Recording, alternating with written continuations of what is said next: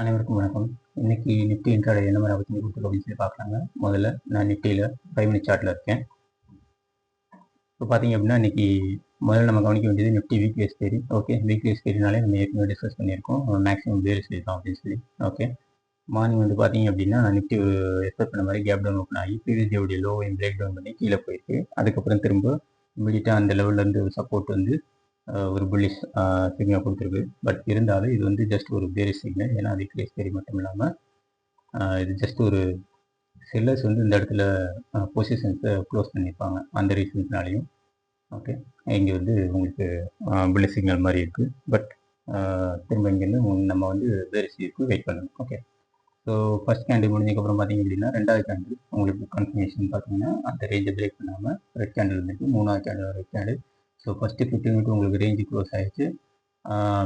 அதாவது 15 candle close ஆனதுக்கப்புறம் நீங்கள் பார்த்தீங்க அப்படின்னா அந்த ரேஞ்சு வந்து உங்களுக்கு பிரேக் பண்ணவே இல்லை. ஓகே, ஸோ நமக்கு இப்போ இங்கே பேரிஷ் கன்ஃபார்ம் ஆயிடுச்சு. பட் இருந்தாலும் ஆல்ரெடி இந்த ஹையில் வந்து ஏற்கனவே கேப் ஓப்பன் ஆகி இந்த ஹைலேருந்து நல்ல ஒரு இறக்கம் வந்து. ஓகே, ஸோ இந்த இடத்துல நம்ம என்ட்ரி எடுக்கிறதுக்கு நல்ல ஒரு வாய்ப்பு கிடையாது. ஓகே, ஸோ நம்ம கொஞ்சம் வெயிட் பண்ணுற ஒரு ரிவர்ஸ் இருக்குது. திரும்ப இங்கே உங்களுக்கு வந்திருக்கு ஒரு நல்ல ஒரு புல் கேண்டில் வந்துட்டு அடுத்த கேண்டில் கொஞ்சம் பாசிட்டிவாக மூவ் ஆகிருக்கு. பட் இந்த லெவலில் உங்களுக்கு ரிவர்ஸ் ஆகிருக்கு. ஓகேவா, ஸோ இந்த லெவலில் அந்த வீக் கேண்டில் ரிவர்ஸ் ஆகும்போது நீங்கள் வந்து ஒரு புட் ஆப்ஷன் எடுக்கிறதுக்கு நல்ல ஒரு ஆப்பர்ச்சுனிட்டி கொடுத்துருக்கு. ஓகே, அது மட்டும் இல்லாமல் நீங்கள் பார்த்தீங்கன்னா இந்த ட்ரெண்டு வந்து உங்களுக்கு பிரேக் ஆகி இந்த கேண்டில் ஓகே பிரேக் ஆகி திரும்ப மறுபடியும் ரிவர்ஸில் வந்து மறுபடியும் அதே லெவலில் வந்து உங்களுக்கு ரிஜெக்ட் ஆகிருக்கு அந்த லெவல். ஓகே,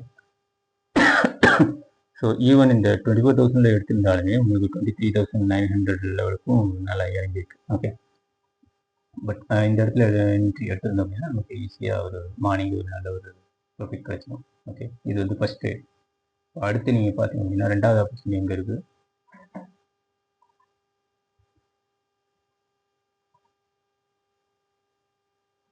சரிங்களா, இங்கே உங்களுக்கு இந்த பேரிஸ் ட்ரெண்டு வந்து உங்களுக்கு இந்த இடத்துல ஃபெயில் ஆயிருக்கு. ஓகே, ஸோ இங்கே உங்களுக்கு ஒரு நல்ல ஒரு கால் என்ட்ரிக்கு ஆப்ஷன் கொடுத்துருக்கு. 23,920 அந்த ரேஞ்சிலேருந்து 24,080 வரைக்குமே போயிருக்கு. ஓகே, ஸோ இதுவும் ஒரு நல்ல ஆப்பர்ச்சுனிட்டி. ஸோ இன்றைக்கி வந்து போத் சைடு நிஃப்டி வந்து உங்களுக்கு என்ட்ரி சிக்னல் கொடுத்துருக்கு. ஸோ இன்றைக்கி நல்ல ஒரு ப்ராஃபிட் புக் பண்ணியிருக்கீங்கன்னு நினைக்கிறேன். Thanks for